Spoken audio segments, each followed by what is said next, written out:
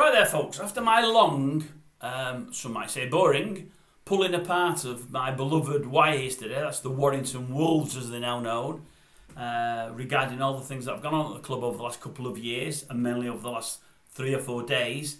The chairman's come out again today, is it Simon Middleton? He's come out again in defence of Fitzpatrick. That's the fellow that all the fans want to see the back of, probably myself included. But he's come out with some reasons that tries to take the blame away from Fitzpatrick's door and says they all still have complete faith in him. Yes, he may have made some mistakes, but everybody has, from the coach to the players to Fitzpatrick to the rest of the board. And he thinks Fitzpatrick's doing a fantastic job. But I'll read you some of the things he said today because I find them really, really surprising. I'll put the bins on again, and I mean, really surprising. These are British versions. He said things like, Powell probably was the wrong appointment. It's alright saying it now. I'd say, why did you appoint him? And how much input did Fitzpatrick have? I would say pretty much. Powell was given too much of a free hand. Well, I think you said today, Mr. Middleton, that yourself and the other directors, really, you're just directors that pay him money and sit outside and have the odd meeting.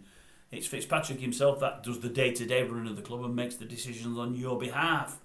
So I would say if he's been given too much of a free hand, the blame would lie with Mr. Fitzpatrick more than most anybody else.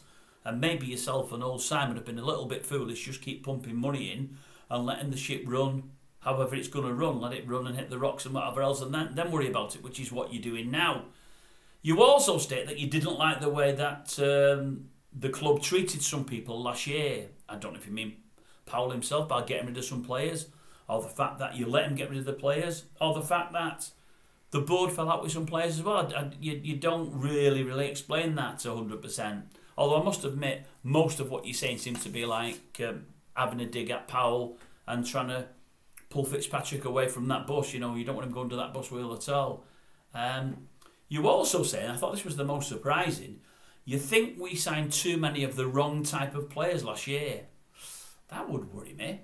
Now, you did mention we wasn't big enough in the pack. You might have meant we signed people in the wrong positions, but I would suggest, as well as members in the pack, we desperately needed some centres. Yes, we've got centres in there, but one's been converted from full-back and he's not doing a good job in there and he's getting on a bit now, and you also gave him a 2-year contract, which is surprising to me and many others. And the other one just hasn't done great in there, but he's been there a couple of years now because Powell brought him a couple of years ago. And as I say, you're saying Fitzpatrick isn't to blame. But again, I would suggest he pick the manager again after picking Price, because I thought he was a dud as well. You say he looks into which players are available on the transfer market, but then he facilitates the transfers. But he goes to the manager, to the coach, and asks him who he wants Fitzpatrick to sign on his behalf. And then you say it's up to the coach to get the best out of the players, which I can't disagree with. But to my mind, Fitzpatrick's there checking out these players that are free, giving the names to Powell. Powell comes back and says, yes, I want him, or no, I don't want him. Fitzpatrick goes and gets him on behalf of you and Mr. Moran. If he knows something about rugby, Fitzpatrick, and you're worried about decisions being made on your behalf, surely there's some of those players out there he should be thinking, well, I'm not going to mention this one to Powell because I don't think he's good enough, or I don't think I want him here. I'm pretty sure Fitzpatrick played rugby league in the past, hasn't he?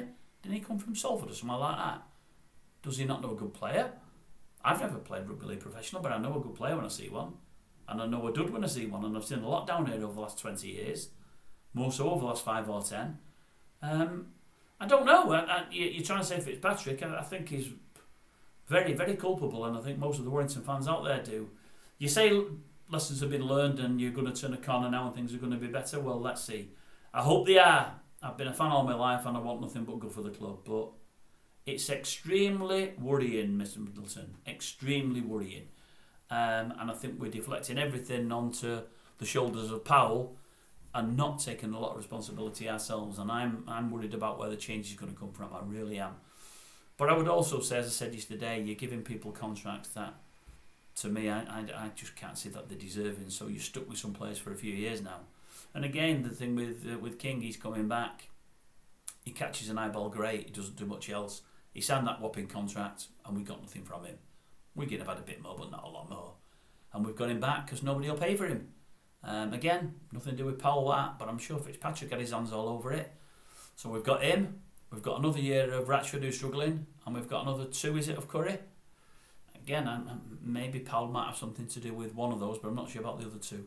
Anyway, leave it with you. That's just my thoughts. If you don't agree, just let me know. It's not a problem.